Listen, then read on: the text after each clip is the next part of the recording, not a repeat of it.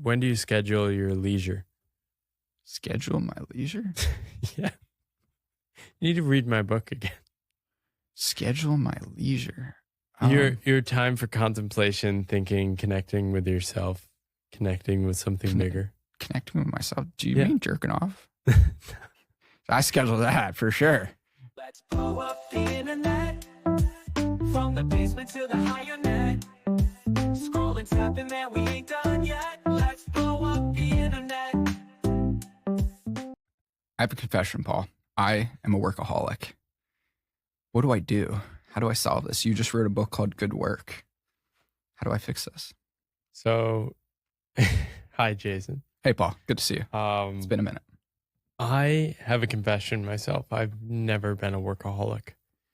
You've never been a workaholic? To the opposite degree, to the point where I had rules about not working late, and my whole game was like, how few hours can I work at a job to get away with it? Now, in my book writing process, I've sort of gotten swept away with like, okay, 14-hour a day, but it's like absolutely delightful for me.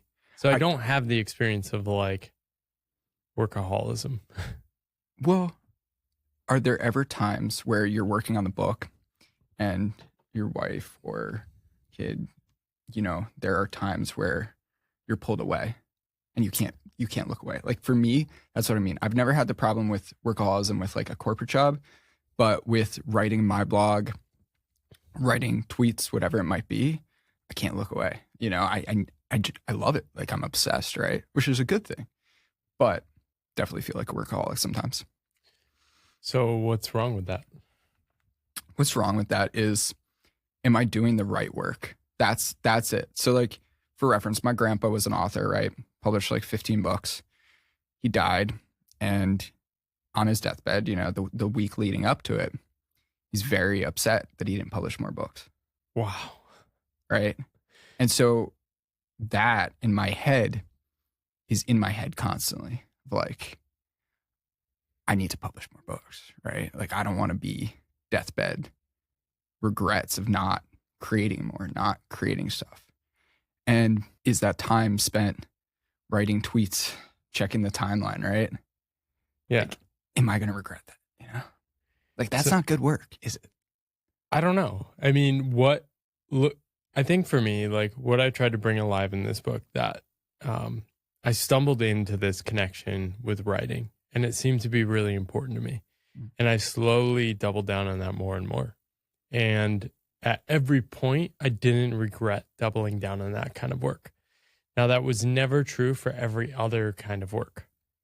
Can you elaborate on that more? Yeah. So in my corporate career, I always felt as if something was off. It was the wrong work, right? And the people listening to you probably already resonate with that. But I still like enjoyed it somewhat. And so it was always confusing. I didn't have this idea that you could actually enjoy your work. I thought, okay, you can enjoy parts of it, but overall, the work container does have to suck. Yeah. And then when I quit my job, I sort of like unwound. I started freelancing in the first year. I struggled to keep doing that because I couldn't be motivated. And so my problem has always been underworking.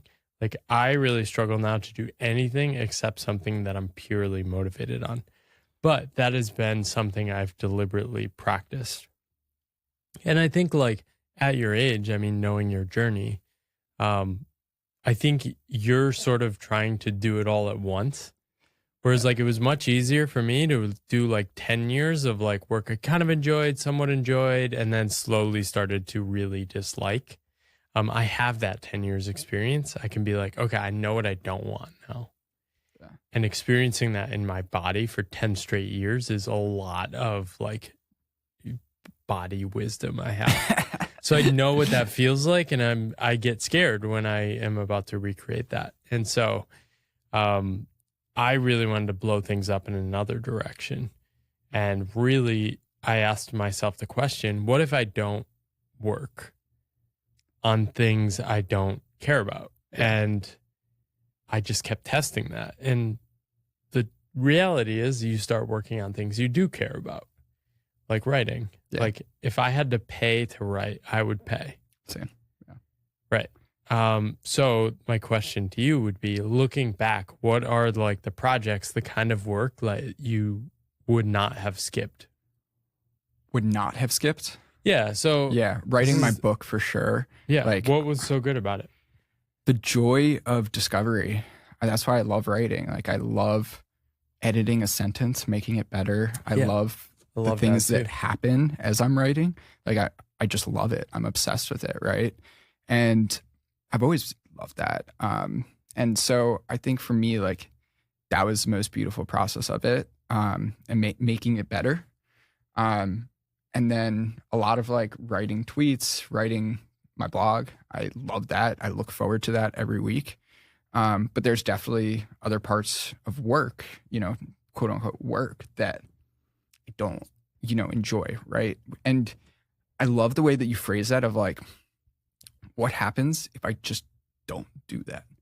Yeah. And most people don't think from that first principles angle of like, what happens if you don't? And I've like started thinking like that more. It was like, what happens if I just like don't, post YouTube shorts, or don't post Instagram shorts or whatever? Yeah. Like, I don't have Instagram or TikTok on my phone. Like, I'm a creator. I'm supposed to have it, right?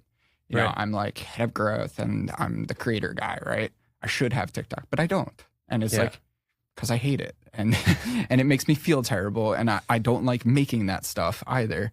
And it's like, what happens if you just don't do it? And my life's just fine. I'm happy. So and- you stopped it? yeah, I mean, Yeah. So you're already sort of leaning in that direction. I think Trying, for me, like going with that question was, what if I prioritize my connection with work and what that enables in terms of how I'm able to show up in my life at all costs? So what that meant was I was not making more than 30 grand for 4 years. Yeah. That trade-off is something 98% of people don't want to do. Yeah. Right. And I had a huge spike in sales 2 years ago or a year ago from my book. That is now back down to earth. I'll probably make about 20 grand from my book this year. And so my income's probably down about 50%. And we increased our spending. Like, we have a kid now, we're spending a little more. We're going to have to make tough choices next year. But for me and my wife, we want to prioritize our art, our creative work, the work that matters. And we're a little crazy to do that. Yeah, you are crazy. It's funny. So my wife has a friend. She's total hippie, Yeah. and lives in kind of woods, makes music. She never wants to have a regular job, and she said that, to her new boyfriend, right? And past boyfriends have just totally, you need to do this. She's like, I make $13,000 a year doing this, doing art, and this is the life that I want to live. And there's living in New York, What did the new boyfriend say? he was actually cool with it. He he understood. I So think this is my dating story. yeah, I said the exact same thing to my now Yeah. wife. and she was cool with it. For her also, Yeah. I had made about like 30 grand Yeah. that year. Yeah. Which was higher than the median salary in Taiwan. Yeah. So to her, it was like not like Yeah. slumming it. Yeah. Only to my American peers was I like slumming it. But I told her I want to build a life not centered around work. Yeah. And I was serious.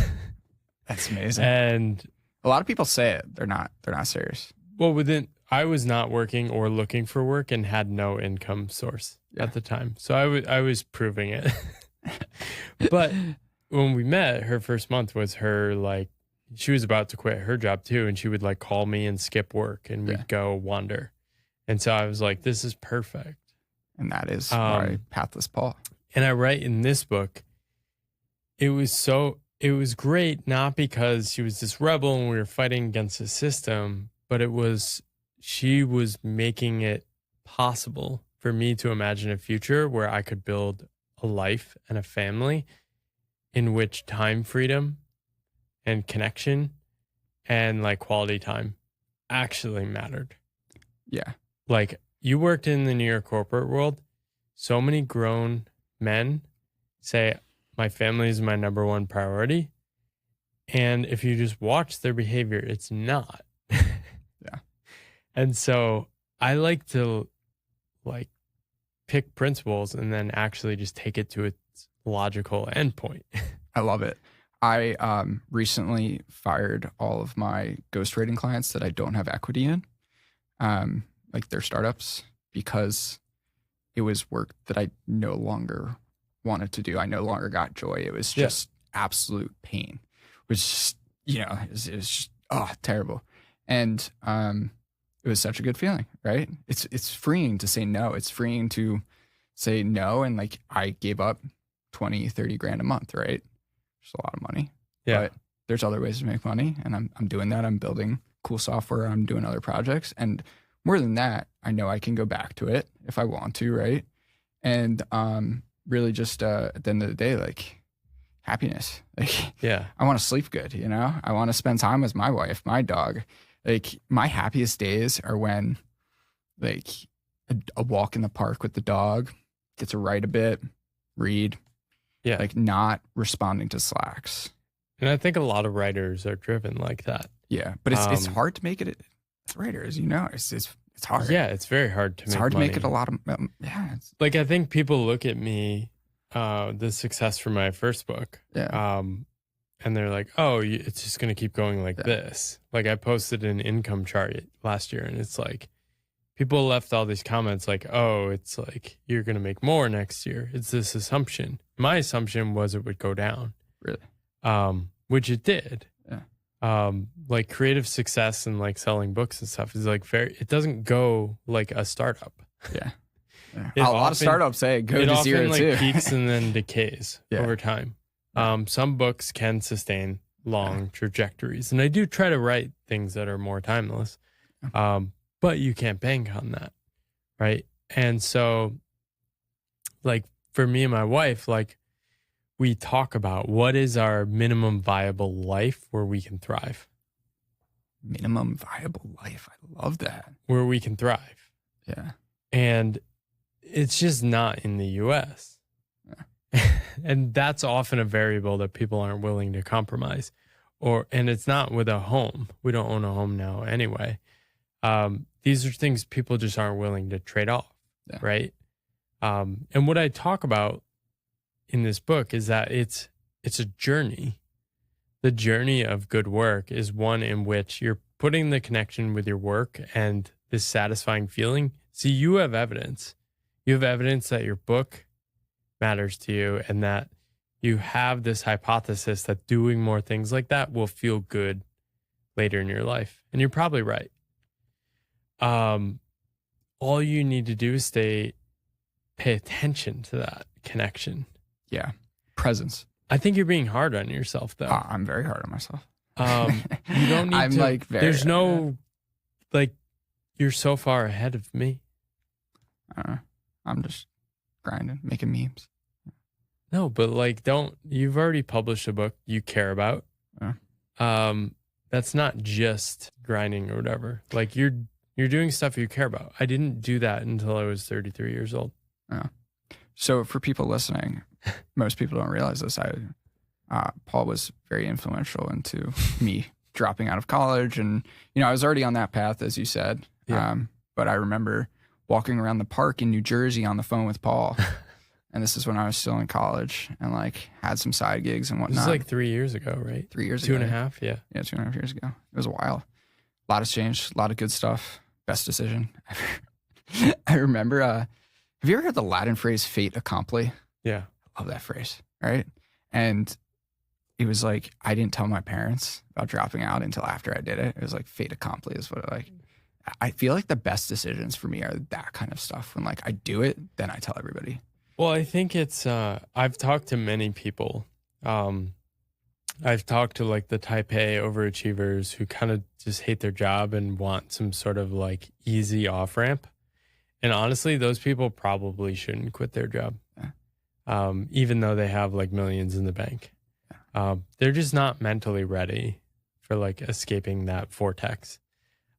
Then I talk to people like you, and it's very obvious that like you're already on that path. Yeah. And like you're scrappy, you like doing things, you don't take yourself too seriously. You'll try anything you need to do to make it work, and you'll go after stuff. And it's it's really cool to see people in your generation just like going for it. Kind of freaks me out a little too, because I was pretty conservative when I was in college and stuff. I mean, there were less opportunities, but I went to work for GE. Yeah. That's as conservative as it gets. My grandpa worked at GE for like 20 years, 30 years. Yeah. Yeah.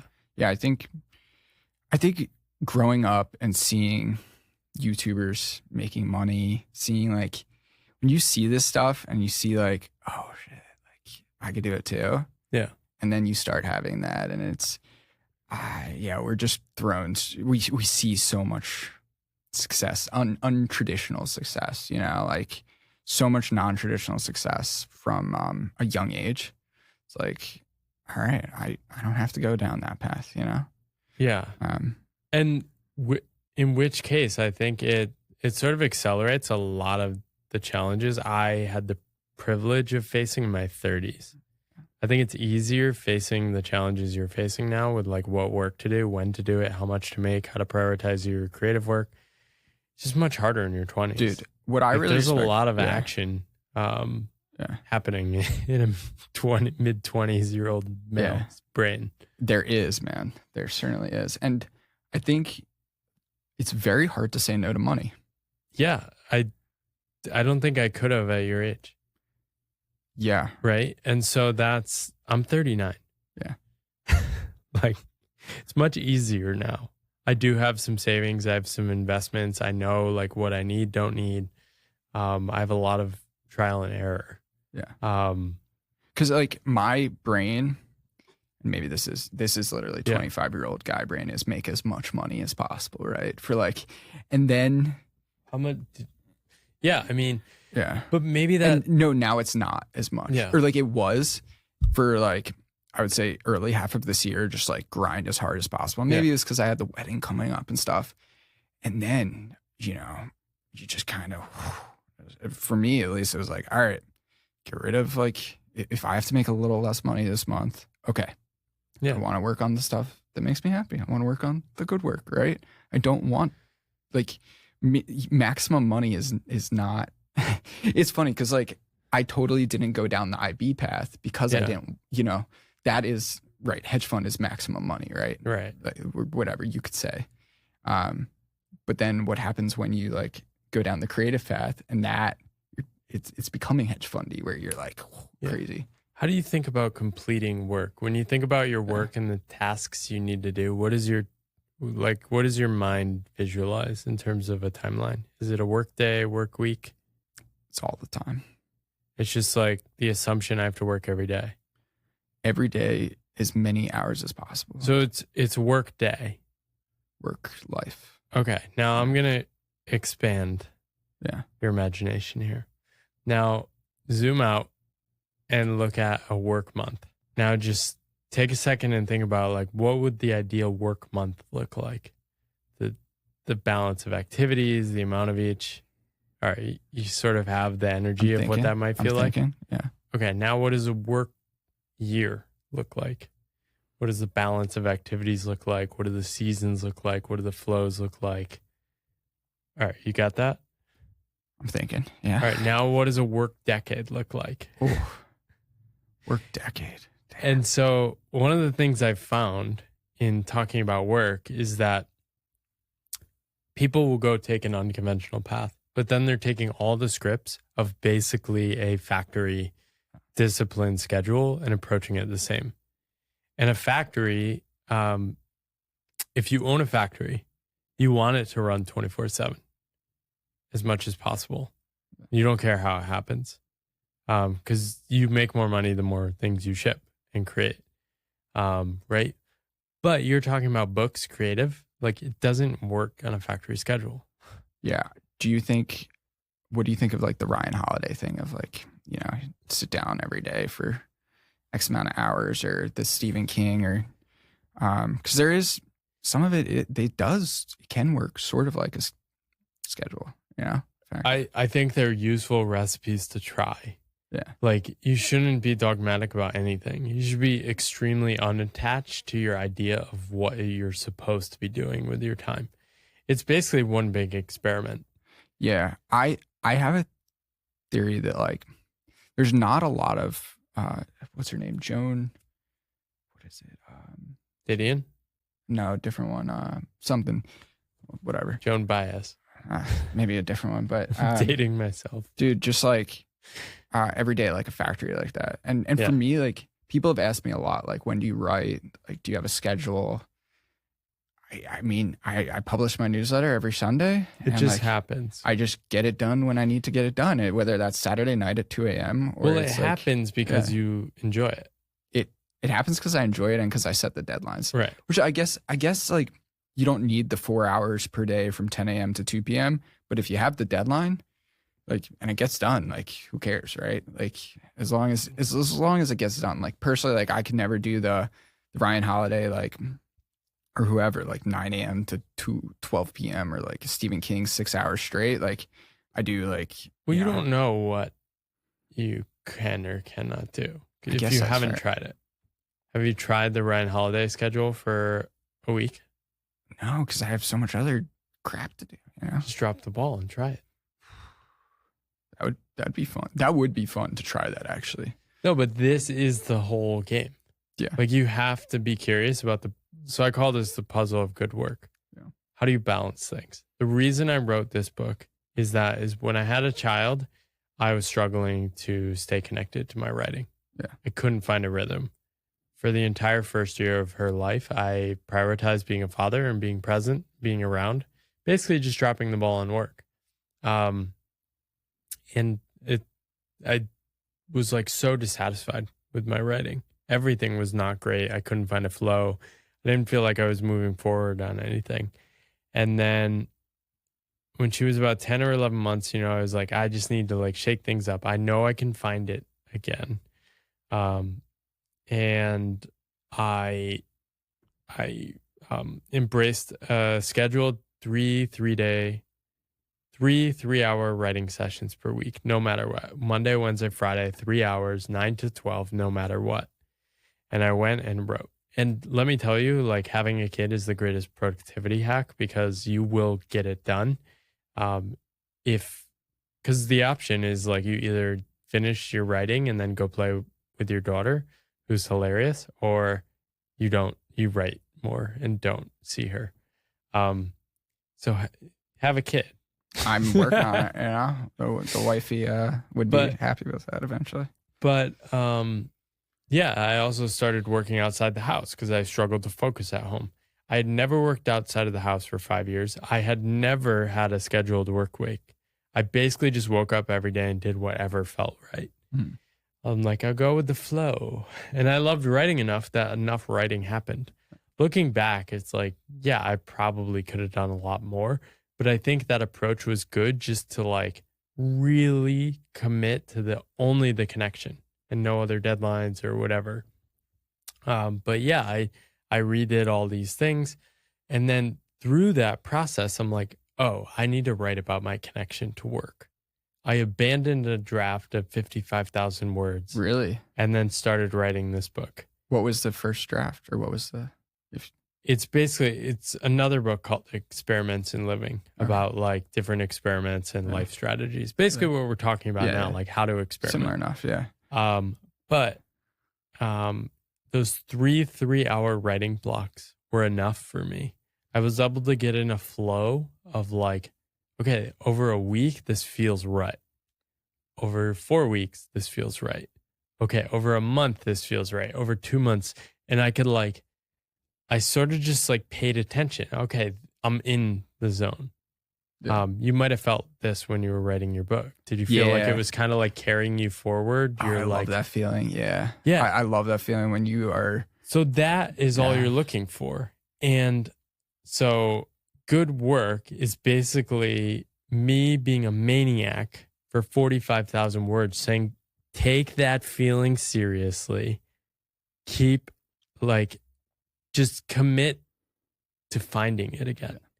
Yeah. But it might take, like, just be patient, be nice to yourself too. Don't beat yourself up. It might take you 6 months. It might take you 12 months, but just be determined, like deep down, commit to yourself. I will find that connection again. It's really interesting. So I had a co-writing session with Nat Eliason and Nathan Bow this morning. Yeah, right? those are, I co-wrote with them for the book. Two goats. Yeah. And they're very committed too. so committed. And Nat has 2 kids. So Right. like same thing. Yeah. And today, this morning was like first time where I put away, the other stuff and just really like tried to be inspired by them. And I got, a lot of this book proposal done for like a second book and really like made a lot of progress. And it was just a good feeling of like, now got to keep going with it, keep that momentum. I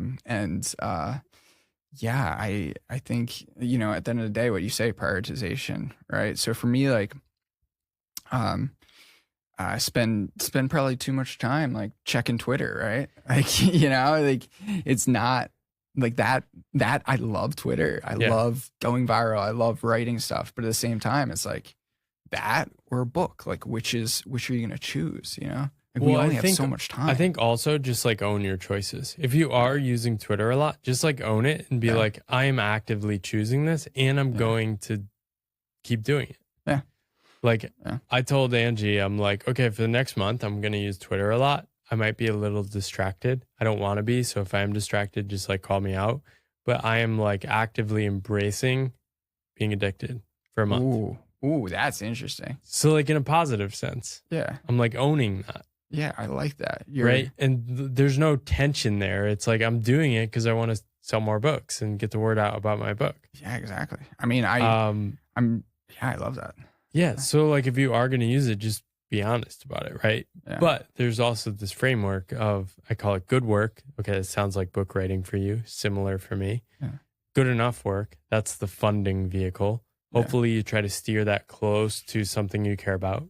Maybe ghostwriting or something. It's like good enough. It's not the best, but it's close. It's not terrible. It doesn't destroy you. And then just being very deliberate about like designing that, constraining it so it's not all your time. Yeah. So its point is to fund the life and you actually want to live. Yeah. And thankfully I'm getting there where it's like I've been ghostwriting for 3 years, saved up some capital, and now it's time to do all my shit. Like, I think something that a lot of people don't understand about ghostwriters, nobody dreams of being a ghostwriter. Not a single person ever dreams of that. It is a method to make money and hopefully sell your own stuff. And like no one dreams of it. I could see some people doing it at the high end with books. I could see that being enjoyable. But dream? Different. I don't know. I enjoyed plenty of my ghostwriting. I enjoyed it, but I certainly didn't dream of it. Yeah. And then so good work, good enough work, and then supporting activities. This is where, so when I was deepening my commitment to this book, I also stopped my podcast and I stopped sending my newsletter every week. I took off paid subscriptions. I moved my community to a one-time pay what feels right gift pricing, $25 or higher, pay whatever feels good. And I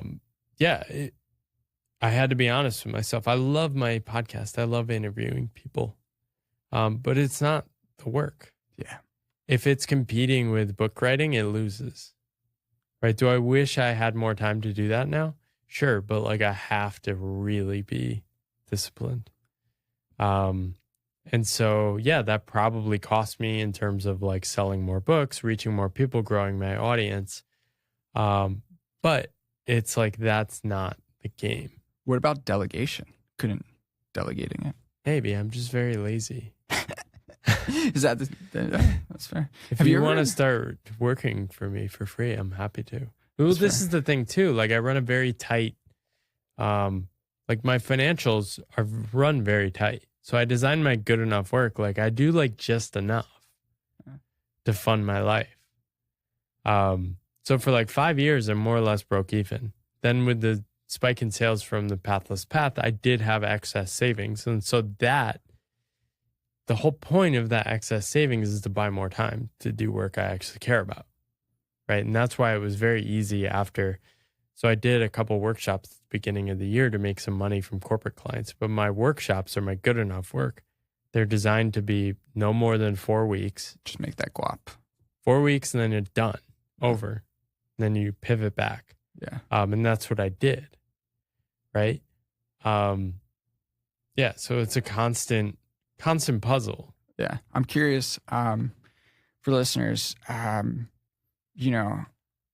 comparing and like, I think a lot of people struggle. You went to MIT MBA, right? Yeah. You have a very different life than like people there. I'm probably the poorest person from my graduating class. Yeah. Does that, like, how did you overcome that? Yeah. I was never one of them. Yeah. I mean, I have many great friends in that world, and I do enjoy thinking about business, but I was never of that world. Yeah. There were signs when I was in business school. What were the signs? Everyone was so pumped looking for jobs, and I'm like, I don't know. I'll just like go back to consulting. And then I got rejected from every consulting job. And I'm like, oh shit. Like these people actually are working hard. And then I like revved up my motors, got a consulting job, and then I relaxed again and I got comfortable. So I denied the call. Yeah. Denied my own self-awareness there. Went back into consulting and kept jumping ship. And in the consulting world, I was always like, I don't know, as soon as I make 6 figures, I was like, this is great. Like, this is more money than I could ever need. Because I didn't know at the time, I had this creative spirit in me that just like wanted to do stuff like write books. Yeah. And you don't need that much money to do it. Right. Yeah. But to my peers, they were like, what are you talking about? You could like hardly raise a family on 6 figures. New Yorkers. I mean, they're ridiculous. Yeah, no, it's definitely like, ridiculous. I think I had similar, like, but I was very different. And like, I didn't notice all these tensions. I was just like, oh, I'm the weirdo in the corporate world. But then the further you go on these paths, people like me self-select out. So you can't. There's no possibility in which I would have become a senior executive. Like I would have been self-selected out. I would have either made enough money where I'm like, oh shit, I have the money. Let's just bounce. Or like I never would have gotten promoted because I don't care as much as the people that like actually are putting their life force into their business career like I do into my books. Yeah. It's funny. I just had a flashback. So I started at University of Michigan. And I remember one of my frat brothers talking about, they're planning their yachts that they're going to buy, right? Yeah. In business school. And they're planning their yachts. And this guy is insane, investment banker. Now he has a law degree, an MBA, whatever, and just no time for anything else. And I was just like, why do we need yachts again? It's like, I'm cool with the fucking sailboat, bro. Like, I don't need that. Like, I think it's also weird being in Silicon Valley startup world where I am now is like. Well, some people want that too. Yeah, I think this is important to like actually own your desires. Yeah. I do think a lot of 22-year-olds inherit their desires from other people though. Oh, true. His dad works with billionaires and stuff. So it makes sense. But, I think for me now being in startups, I have like, there's like these 2 paths, right? Yeah.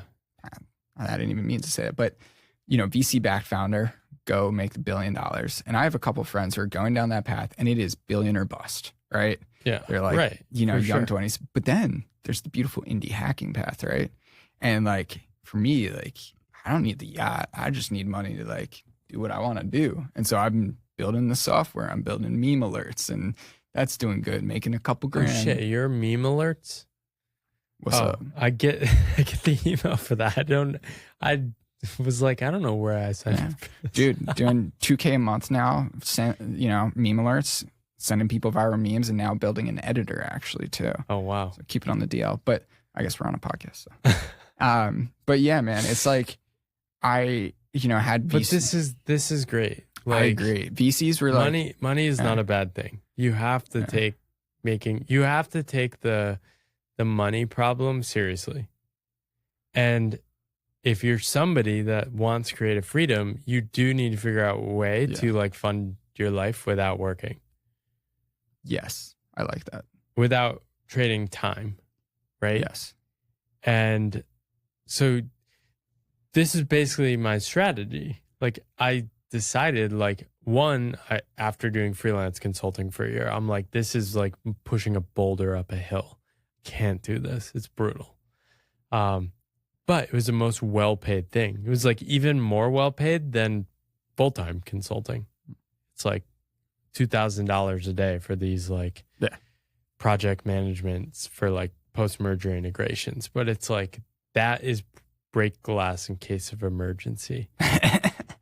That's a great way to put it. Yeah. And so I wasn't even doing those projects. I was sort of doing my own projects that were not making as much, but were somewhat more interesting. But I didn't want to do those. And so I decided in 2018, I'm only going to work on things in which I can make money from not selling my time. Yeah.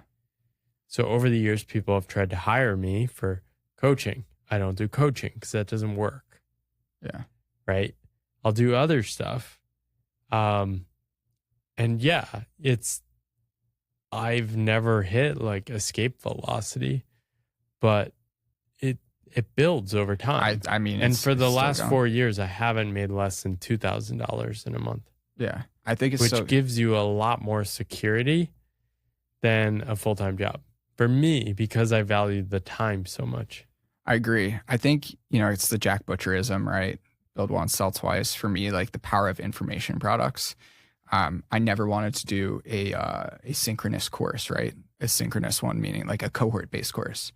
It's like, oh man, that sounds terrible. Why would I want to like be on for 3 hours every Monday, Wednesday, Friday? So I sell an async course, and maybe I make less money, but I make $1,000 or $2,000 a month from it. Yeah. And like async courses, information products in general, right? You don't have to trade your time for money. They just sell. I'm very, very bullish working on more of that kind of stuff, because like it doesn't cost me extra time if you're building the leverage with the audience that we're trying to do, and we are doing, is like stuff keeps going. But yeah, I think it's always good for people to have that in mind. I know everybody I know who starts a cohort-based course hates it. Every single person. So I've run, I was experimenting with courses in 2018. And my first one was something called Solopreneur Shift. I ran it once and it was like, felt good. I liked it. I made money for my own creations for the first time. And it was like 6 people. I like made like $300. It was great though. Like I loved the experience of it. Good. And then I created this other course, teaching people consulting skills. I wanted to like download my brain. I love teaching this stuff. I just didn't like the job of consultant. But I love teaching people like thinking, communication, structuring, storytelling, synthesis. So I created this while I was in Taiwan after I met my wife. I had nothing to do. And like a friend reached out and was like, hey, can you like train me on this? And I created a 2-hour thing for them. I did it for fun. And he's like, you should like sell this. So I turned it into a course, turned it into a self-paced course. And starting in 2019, it started to generate money. And that basically funded my life for the next 3 years. Yeah, as you're writing the book. Yeah, and I tell you this, I did another course that didn't really sell. I did 2 other courses that didn't really sell. So a lot of experiments. But end of 2020, I'm in Puerto Escondido, Mexico. And like the cohort buzz is like going crazy. The opportunity is so high.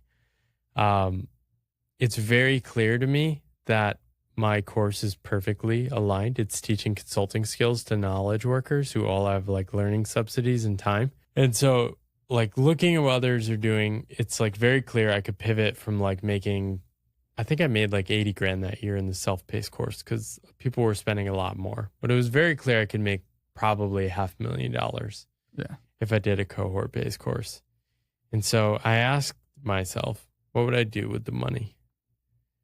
It's like, okay, picture my perfect day.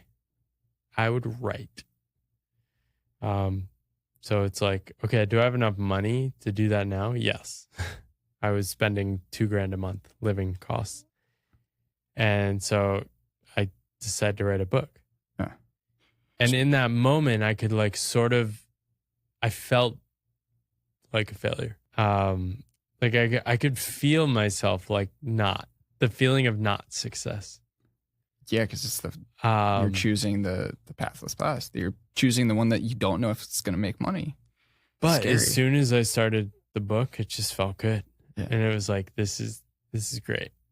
That's fascinating. I think cohort-based courses are But miserable. they're worth experimenting. I think the thing is like, you can do everything once and just make it reversible, right? And so for me, the goal early on my path, 2018, I'm like a year, I don't know, 9 months into my path. Beginning of 2018, it's like, I really like this. I like how my life feels. And the whole game became just stay in the game. Yeah. And so I became very like attuned to what other people are doing, noticing people, seeing people burn out, and trying to figure out how do I unpack that and notice what they're doing and avoid it. And so with people, I saw people building up cohort-based course teams. And in my head, it's like, if I did that, I would burn out in a few years and have to shut it down. Right. And that basically happened to everyone. Was that a subtweet? No.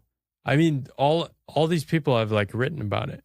Yeah. No, I was just kidding. Because Rite of Passage just shut down for that exact reason. Yeah. Rite of Passage. Or are there other ones too? Rite of Passage, Building a Second Brain. Oh, did he shut that down too? Yeah. He pivoted back more to like a membership, and that He shut down his course. He's written publicly about it. And to them, it probably made sense because for them, the game was like, I want to learn how to like grow a business and run a team. For me, I was so sure I didn't want to do that. But these are the hardest choices, right? Seeing the opportunity, knowing you're capable of it, and then deciding, actually, this doesn't actually fit my life. And then dealing with the tension from that of saying like, you're literally leaving money on the table. But the opposite side of leaving money on the table is actually committing to what matters to you. And so you can actually get some like real satisfaction from that over time though. See, I came into this podcast, I'm calling it a session because it's literally therapy session. So for the last few weeks. This is cheaper than my coaching rate, which I don't coach. Exactly. And so VCs have been interested in meme alerts and meme tech and what I'm building. I'm calling it memelord technologies, right? Building all this editor, building basically a whole marketing suite for memelords and humor-based marketing in general, all these brands, et cetera. And so VCs have been super interested, a couple million, whatever it might be. And my wife is like, oh my God, that's so cool. And I'm like, it's actually like, it sounds really sexy. Yeah, no, they want to invest. And like, that's not millions. Then. No, I know. Like, but it sounds sexy, right? Yeah. And then not to me. Yeah, not to you, but to most people, raising, 2-3 million in your business account sounds really sexy. That just sounds like I'm hiring a manager. You are. Well, you're getting paid to have a manager. This is why I turned down the publishing offer. Exactly. I didn't want a boss. Right. So, but like, I've had this visceral stomach ache of like, am I doing the right thing? Right. Because, am I doing the right thing? Turning down that kind of money to go do indie hacking and do it myself. And it's been cool. You don't need the VC money. Yeah. You could use AI. You could hire an engineering agency. You could do no code like I'm doing, and you can make great money. And the last 3 years, man, like you've seen it, I've seen it. Like how many startups that raise VC money that should have never raised, they just fail, and the founders are miserable. And like you could have just done it yourself. Like I say this to everybody, like, and I'm, I say it to myself too. Is like, you don't raise unless you need to raise. Like it sounds nice to have it, but then you're just fucked. Well, I think these decision points can be useful, right? When Penguin offered me $200,000 for my first book, The Pathless Path, and a second to be written book. It's a lot of money, dude. Yeah, it is. But I mean, I also had to write a complete second book. and I'll probably easily surpass like their advance with probably a third of the number of books in a shorter time. So it wasn't that hard to turn down. If they had offered me like 700 grand, maybe it would have been harder to turn down. But in these decision points, it's not take the offer or not take the offer. It's okay, what's happening here? Let's reset. How can I assess what's going on and also expand the possibility pool? Right. And so when I got that offer for Penguin, it inspired me. It's like, okay, people like this book. People love this book. It seems to be like something people share all the time. How can I double down on the book on my terms? Right. And so I became a lot more bullish, and like I became a little crazy, like promoting the book. You are pretty crazy. Yeah. But people fed off that because they could sense it was genuine. Dude. And like I really cared, and I was having fun on my terms. But that all came out of not take the offer, not take the offer. It's, let's use this as an inflection point to head in a new direction. That is a very good point. Like having these conversations with VCs has only made me double down on what I'm doing. I'm not taking the money as of right now, but like I've been working and grinding like a motherfucker on this stuff, right? And working harder than ever because it's like, oh, like these smart people value it. Maybe I'm undervaluing myself, you know? And I think it's really inspiring. Like having the conversations, like being open to it. I love that. And like whether it's a book deal or whatever, having the conversation and then making the choice. There's no reason to like close her off to like, I'm never going to do this. I'm never going to do that. Like, and it could be a potential option. You could say, okay, let me work on this for another year, but let me install a CEO. Yeah. And also then the incentivize them to run a company. Yeah. And actually go look for funding from somebody like Tyler Tringus, who runs Calm Fund. Yeah. Right. He takes percentage of profits. So he's not driven to 10x get returns. You the biggest investment. He wants you to stay alive. VC that wants you to stay alive, that doesn't exist, Paul. That does not exist. But yeah, there are partners like that, right? And like you can explore partnerships. You can like do all these things. So back to 2020, when I decided to write the book instead of double down on the course, what I did instead is I scheduled 2 days. And I just said, I'm going to go ham on learning from all these people who are running the cohort-based courses because they're going all out. They're optimizing their landing pages. They're doing all these things. So I did an audit of 10 different courses. I watched videos of like some marketing people. I rebuilt my landing page. I created this like automated email sequence. I structured it around 4 weeks. I called it a relaunch. And then that following summer, I reshot all the videos. Much higher quality, added a little content. And so that actually helped the course sustain. So when everyone was like, oh, courses are crashing, courses were not crashing. Courses were crashing too fast to pay the employees they were paying to run. And that's just a risk. Steady, baby. That's just a risk of growth, right? Yeah. But like when my revenue from the course went from 80 grand to 45 grand, no change in life strategy. You didn't have to fire anybody. For me. No change in life strategy, literally. Right. And now in my head, I'm thinking, okay, in a year or two, I might need to make some changes, but like no change in life strategy. Yeah. So you could look at this as like, okay, how do I schedule 2 days to just generate ideas? I love that. Oh man. I love that so much. And so like, this is the hard thing about being a solopreneur. I think it comes more naturally to me because I spent 10 years as a strategy consultant. So I literally will schedule time and be like, okay, I need to think about the consultant to my world. What do I need to reconfigure? What do I need to think differently about? What experiments do I need to try? And I do this once a quarter. And how I do it is I write a letter to my friends. I do a quarterly letter where I just check in with myself. What's going well? What are the wins I want to celebrate? What am I struggling with? What are the open questions? What's next? I just send it out to people.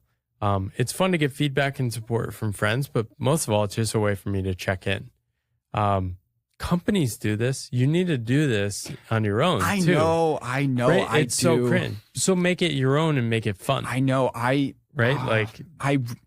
I basically just like a shareholder value or investor report or whatever they're called. Dude, I've done like a mini one.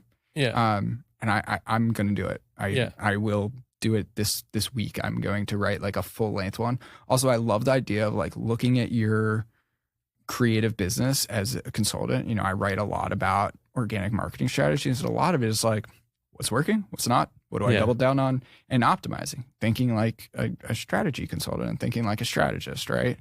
It's very hard when you're starting out too, because you're the one doing everything of everything you do. Yeah. Right. And so it can become, you can get habitualized doing just what you did yesterday. Right. And so I heard this phrase yesterday, be intentional, not habitual. Oh, fuck. I need to be more intentional, not habitual. Fuck, man. Right. Yeah. And so you do need to like grind and go with the flow sometimes, but like you need to also step back at the same time and say, where am I right now? Am I in a grind phase? If I'm in a grind phase, don't beat myself up. Like maybe that makes sense for you. Like maybe this opportunity right now is worth owning, right? Yeah, I think so. I struggle with this still. This like strategy consulting skills course is something I had tension with for years. It started to make money. It was funding my life. I was dependent on it, but I was trying to do as little as possible and just like let it go. So it was always this like, I wish I could escape that, but I can't. I'm dependent on it. A year ago, actually, I did like a clarity session with a coach, George Tanner. He's great. He does like this live Miro based like alignment, and the strategy you kept coming up, and like I realized it was good enough, and I actually don't mind it. I like it. It's not the main thing, but I don't actually want to escape it. And so for me, it was like, what if I actually just spend a little more time on that? And I don't have this tension anymore. And I just commit for the next year. The whole goal is to figure out the next phase of this. And so I started taking action on that. I put out like job boards for like chief operators. And like, I basically was just like searching for like a miracle candidate. I talked to so many people. Everyone wants a job. No one wants an opportunity. But I found this one woman who's like kind of like me, worked in consulting 7 years, had chronic health issues, and is taking a year to experiment and try stuff. And so like I was able to give her a 3-month contract to like try stuff, and I'm working with her now. And like now there's a path for her to like take that over and for me to still be involved. And through this, it became very clear, what I'm doing with content and ideas and synthesizing and teaching is incredibly valuable. Mostly through like trying to hire other people to do it and realizing how bad most people are at this stuff.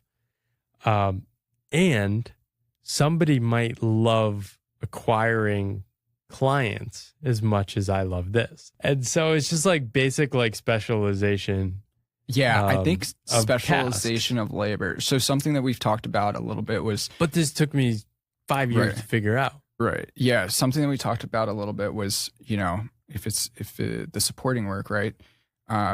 Or the supporting activities, what can, you know, I've been learning, getting a lot better at delegation, right. When I realized like, you know, a couple employees working on the podcast and now memelords, it's like, what do I suck at?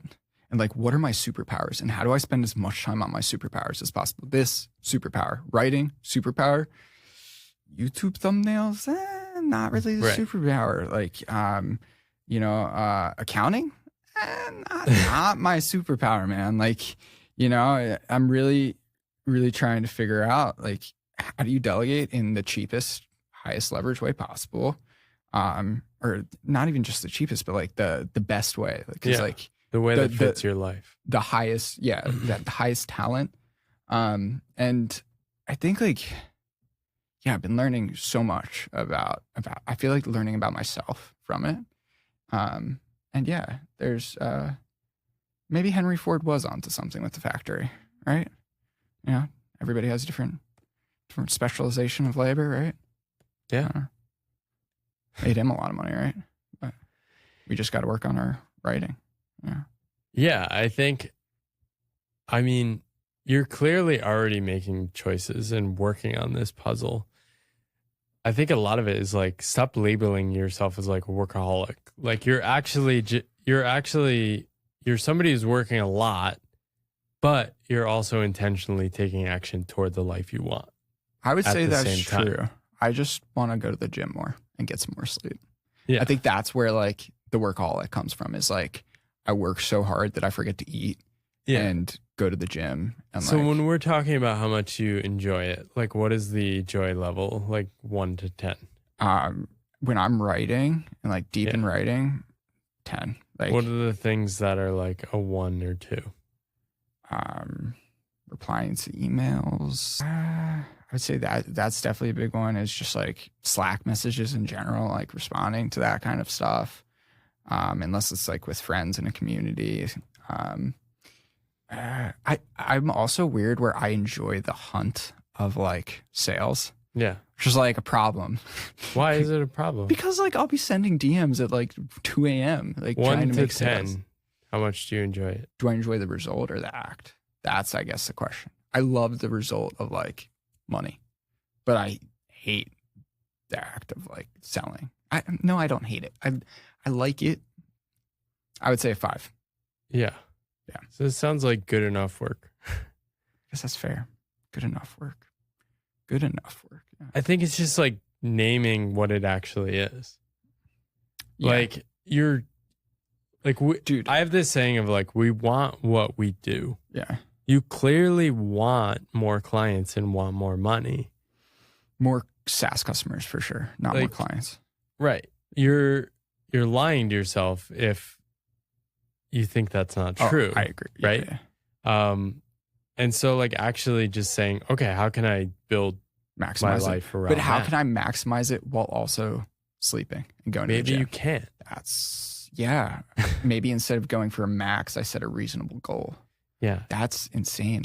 Why did I just think of that, dude? Is there I just think like is there max. a possibility that you could maximize by under maximizing? What? What do you mean? Could you optimize by under optimizing? So No habla MBA, sir. do you think part of why I sold a lot of books is that I didn't try to sell a lot of books? Interesting. Totally. This is like a Zen cone.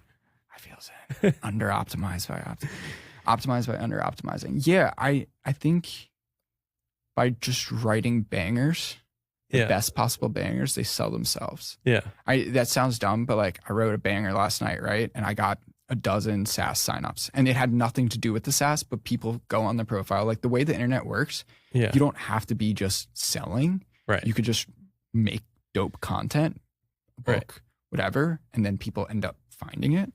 So I think the deeper you think and deeper quality of content you make, the more things will naturally sell. So I think we're on the same page on that. I think I understand what you're saying, and I could do a better job of doing that and not over maximizing the. And maybe there's like a season too. I mean, there's 2 options where one, you could like outsource the DMs or whatever. Yeah. I don't like 2 is you could just say, I have enough clients right now and I'm not going to actively look for clients for a month. And if you can afford that experiment, all you would do then is observe your behavior. Okay, am I going to the gym now? But then I'll have to go to the gym. Well, if you don't like going to the gym, that's another problem to be solved. I think that I'll my gym have to bring strategy. like a health coach in for that one. Here's my gym strategy. I just go to the gym most days. And then you just end up doing something, right? Yeah. Some days I just don't have a lot of energy and I just leave after like 10 kettlebell swings. Yeah. You like you're in kettlebell great swings? shape. I do, yeah. So that's like all I do some days. Huh.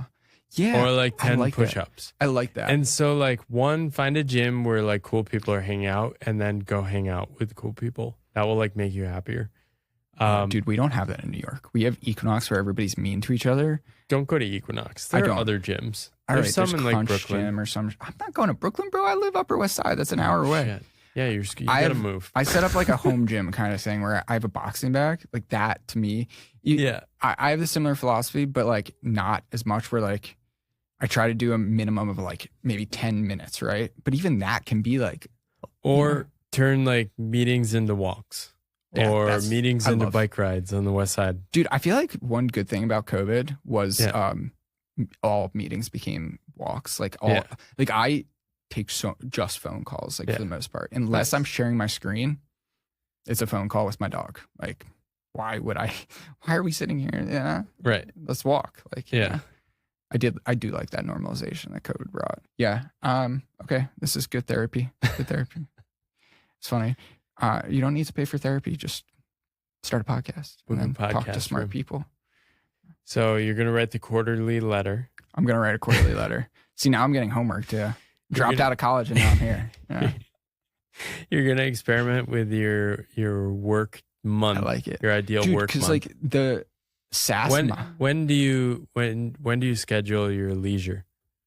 Schedule my leisure? Yeah. You need to read my book again. Schedule my leisure.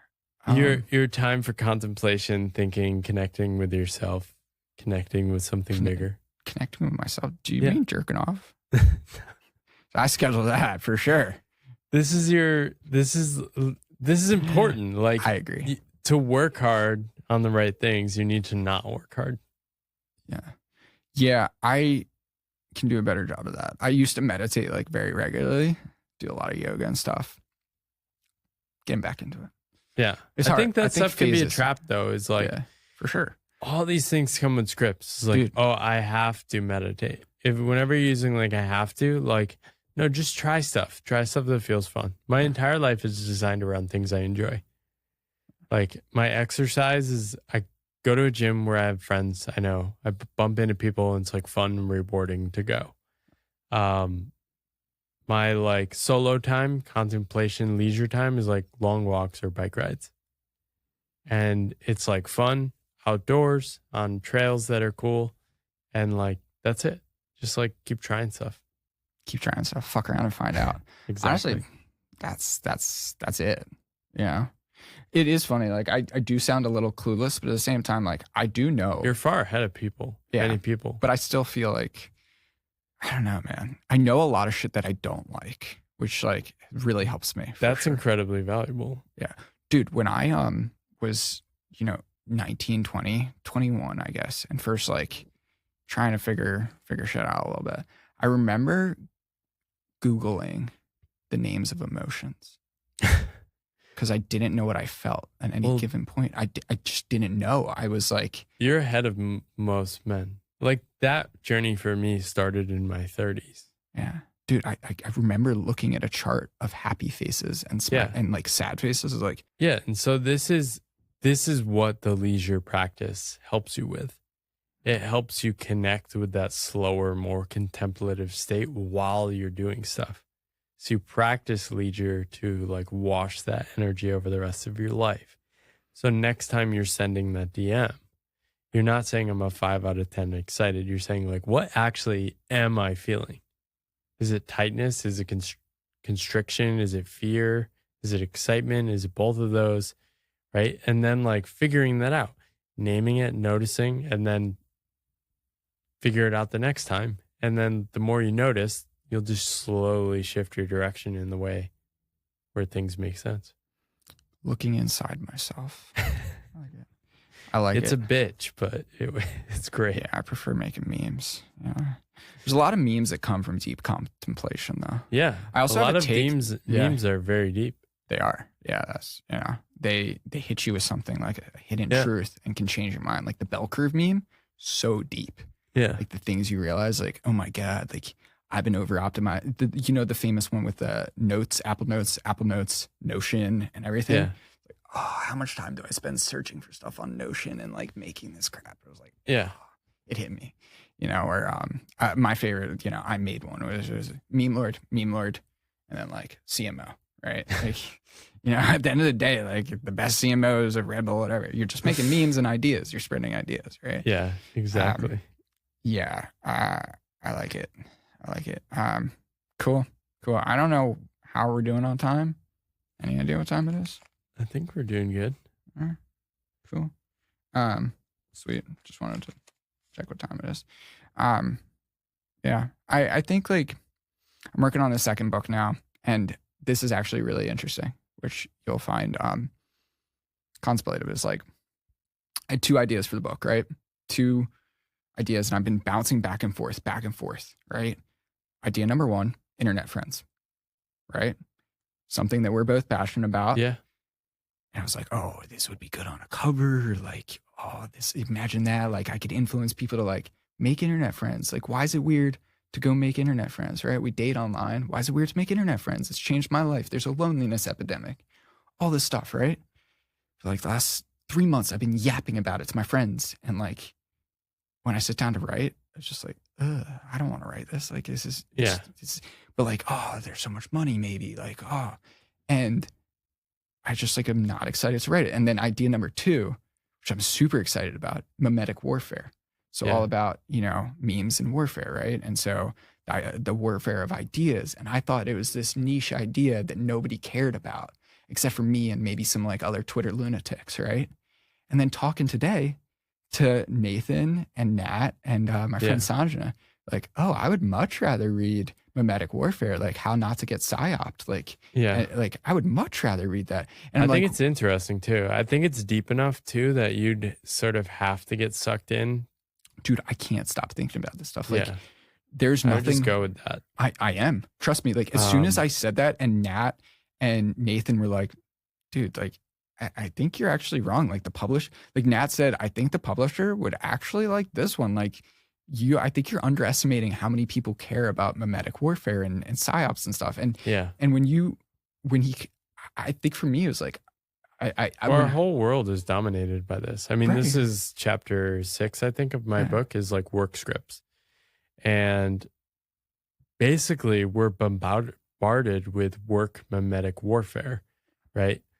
And I talk about like, I like absorbed all these stories. I absorbed them from the people around me, the television shows where like men come home from work and grumble about the job. The man on every TV show is always upset about their job, complaining about it, right?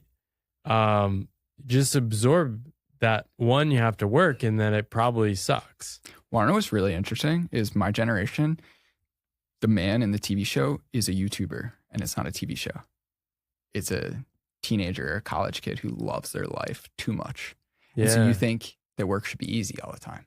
Oh, interesting. Like we grew up watching and Jake it's Paul. Neither of those. Right. It's in the middle. Like, you know, even Jake Paul works really fucking hard, or like, you know, this is like work, you know? Well, I think there's almost a deeper thread there, which I wonder if it's your own personal journey, which is like, you understand the memes to leave the memes, right? Because I think a lot of people get captured by memes. They're just repeating stuff they've heard on CNN or Fox News. Oh, dude, that's crazy. And they don't understand that the political parties are 2 meme manufacturing engines now. Mm-hmm. Like they basically have like no real policies. They just like, they try stuff out. Like I try out tweets. Like, what a banger line. That's going in the book. Yeah. The left puts out like more wonky stuff, and then but they trial balloon it and then sunset it a couple days later.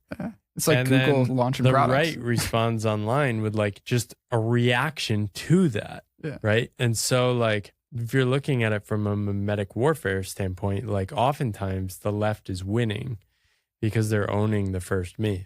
Yeah, and the right is so reactionary. Yeah. A reaction meme can be powerful, but they're often not as long lasting. Dude, wanna know what was crazy the other day when the Haitian cat stuff starts popping up, remember? Yeah. And within like 12 to 15 hours, Trump is saying it online. It just settles into this like so predictable thing. Yeah, and so then the left is discrediting this, him, and there's this like back and forth of this propaganda, right?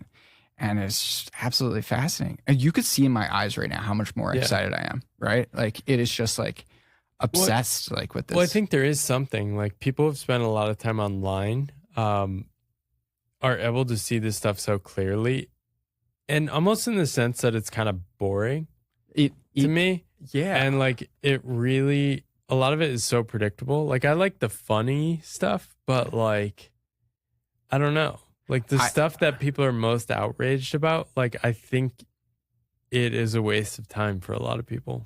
I agree. And I find that really interesting. That's also why I was struggling, because like I wanted it to be like this like theoretical thing. And then I was like, dude, just like write about Haitian cats and write about how like, you know, those Tim Pool and stuff, you find out Russia's paying this media outlet. Like that's hilarious. Like that is crazy, you know? Yeah. Write about like faceless accounts run by Chinese propaganda who are looks like white girls. Or like, write about how people went from anti-vax to pro-vax when the presidential candidates flipped. Yeah. When it was like crazy. It was like crazy to watch. Dude. And it just spread. It was just ideas spreading.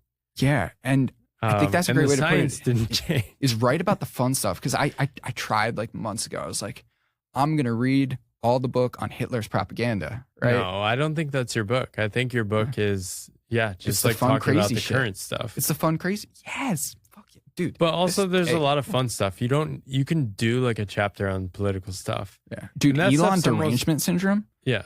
Elon derangement syndrome, I think, is much more dangerous than Trump derangement syndrome. So much worse, more dangerous, and just insane. I think I would broaden that. I think any derangement syndrome, like becoming so obsessed with somebody you dislike, it's a waste of human potential. I would definitely agree with that. I think that's what you're getting at, though. Yeah. Right? I saw this as my creative spark was igniting in me in like 2016, 2017, 2018, when I was starting to write online. People were so captured by politics back then. I'm not sure if you remember, but like it was absorbing everything. It's bad. And I felt like an alien because I was headed in this different direction. I had this like thing inside of me that I really cared about. And like I felt this desire to like want to save people from it. I no longer want to save people, but maybe you can. I don't know. I'm not trying to save. You can't save them hoes, you know. See the memes to leave the memes. See the memes to leave the memes. I love that. I do think like the more. What's interesting, actually, back to that Notion thing. I still use Notion every day. I know that I'm kind of a dumbass and I should just use Apple Notes maybe. But at the same time, I find Notion valuable. I'm like, whatever. Like, all right, I might be wrong on this, but like, it works for me. Well, I think that's the other side of it is like, it just works and you don't have to think about it. So just keep doing it. This is true. This is true. I'm very excited for this now. The other side of memes like that is like they are info hazards. Oh yeah. Right. I heard this guy in a podcast be like, men should never be in public with shorts. And it sounded so compelling to me. And I was wearing shorts at the time and I'm like, maybe I should wear pants more. And I'm like, wait, no, this is so stupid. Yeah. Like, why am I letting this random podcaster influence what I think? It's an info hazard. I had a guy like that at college who totally believed that. And then, wanna know what's crazy? Months later, I listened to Come Town for the first time, right? Stavi, you know him? I think I've heard it. Yeah, so these guys, like, I realize he's just repeating everything that these guys are saying. It's Right. like, I actually saw somebody tweet about this the other day, how like people are literally copying Tim Ferriss's intonation when you're like talking. Like unless That's wild. Yeah. It's the ideas. All right, wait. While we have a sec, let's talk about that banger Naval tweet, right? So Naval, he is a meme lord, right? He is dropping one-line pieces of wisdom about He's on the pathless path. Definitely on the pathless path. And like your tweet was, if you like Naval so much, why do you have a full-time job? It was savage. And it's so true. It's like, if you're really following the memes, if you're following it, right? Why do you have a full-time job? Yeah. So I don't know. It's just a question. It's a good question. I think it's like, it actually gets at something deeper, which is, I think it's very easy to get absorbed in ideas, right? But if there's a disconnect between the ideas and the ideas you're actually implementing in your life, they're like, what are you doing? What's the tension there? What's the disconnect, right? And so his path is all about like leverage, creating your own future, right? And so like, just go live it. Don't post it.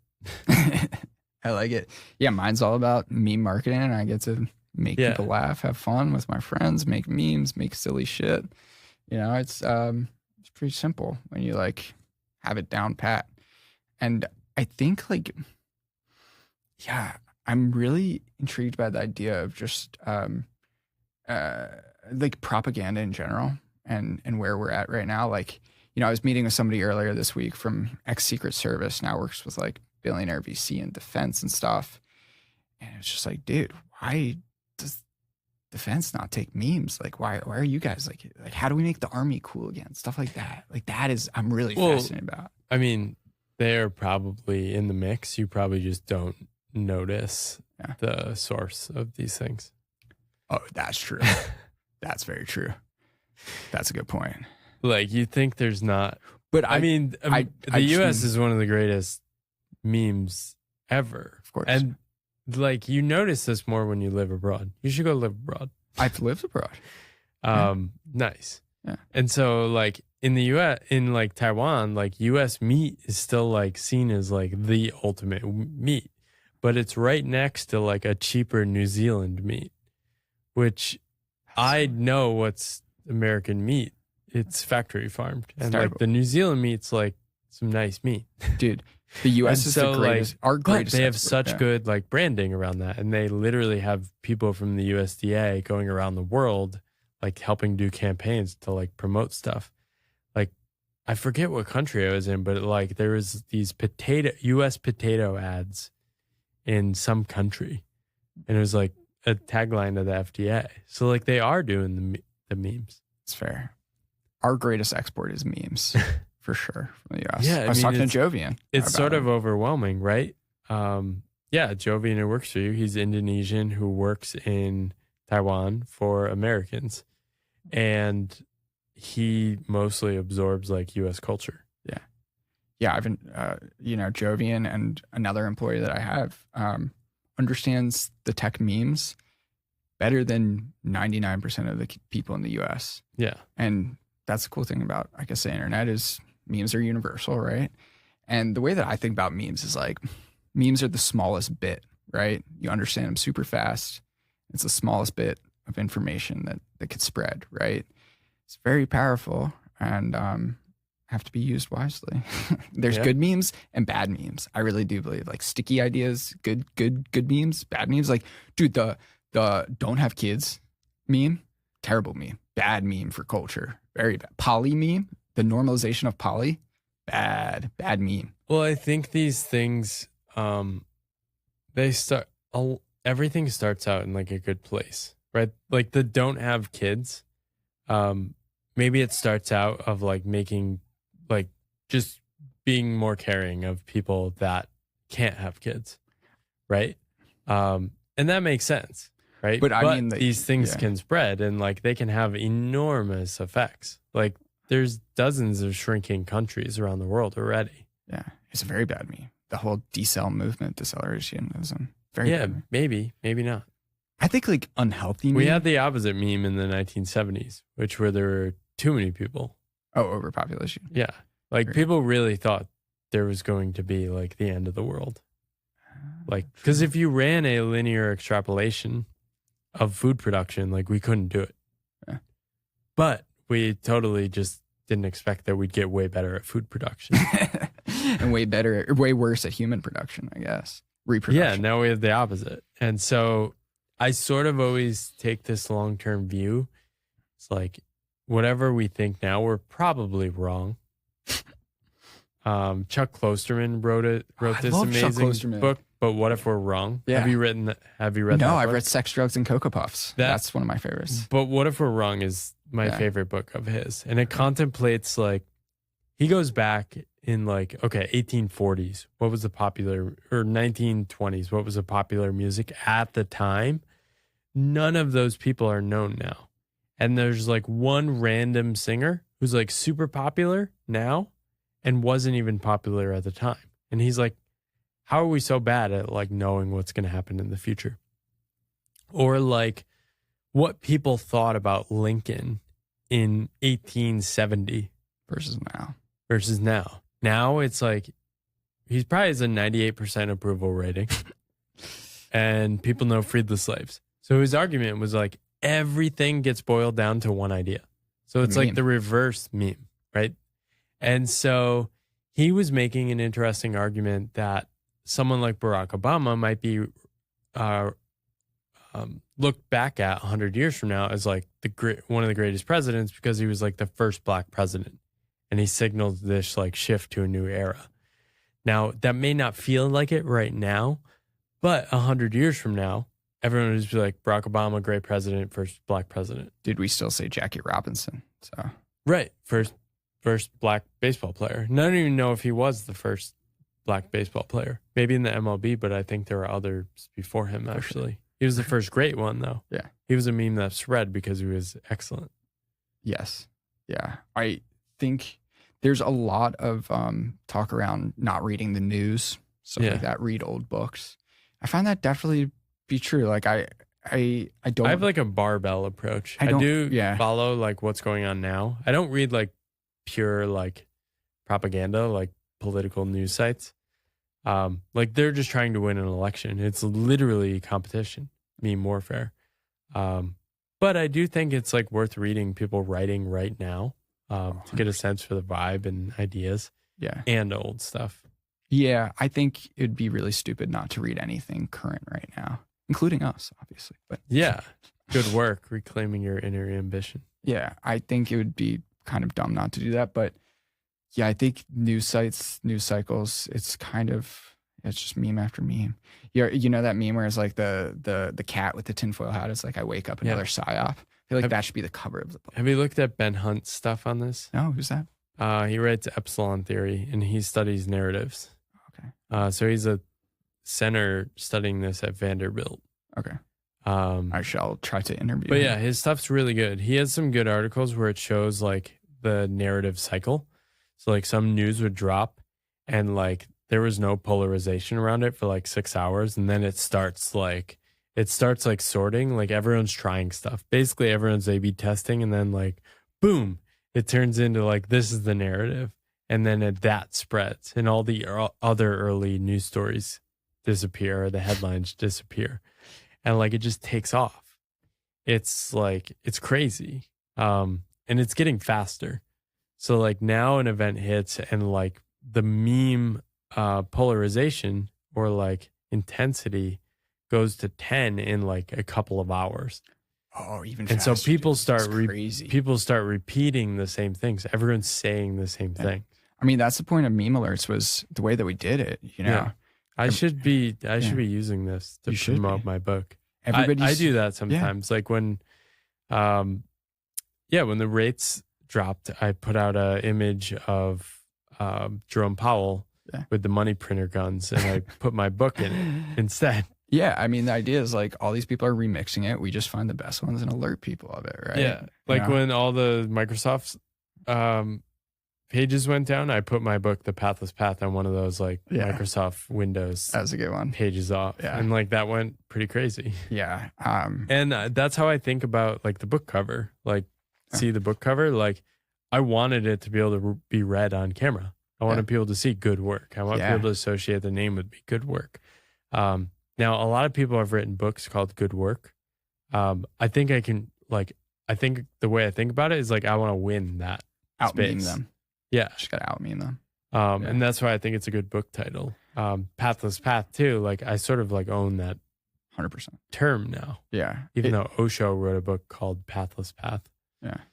Yeah. I own the Memes Make Millions term, which is nice. And it's like just around that stuff. It's been weird in a good way to see like anytime meme marketing is talked about, I get tagged.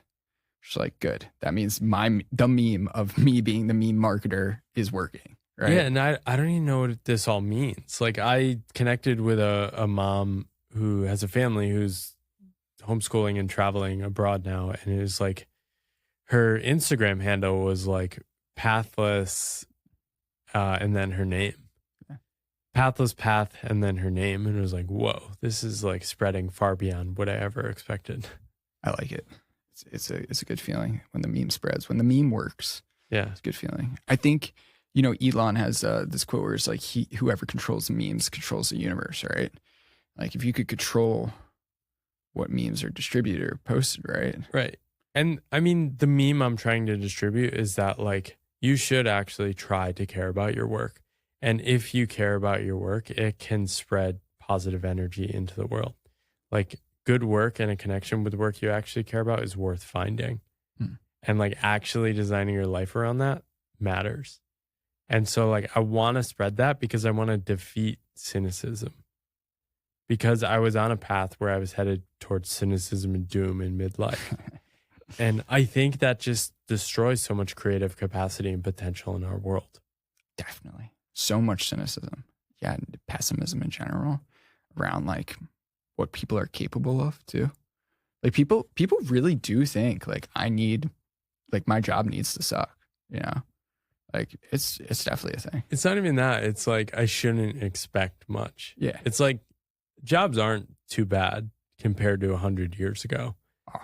But I think people put up with a lot of like low grade misery. Yeah. And there's Yeah. definitely some negativity around that. Some body crap. Yeah. Man, I'm so excited now to like sit down and write. It's just Nice. yeah, man. Like I'm feeling like on the right path, right? Where it's like figure out the topic, the conversation, the topic, the book, and then just dive head first, right? And follow up session, right? So that's the plan. Nice. Let's check in 2 years. Let's do another pod in a couple of years. Paul, you want to tell people where they can find you? pmillard.com/good work for the new book, or pmillard.com, pathlesspath.com, all the places. I'm the only Paul Millard on the internet. So name your kid for SEO strength. Oh, trust me, I am. Trust me.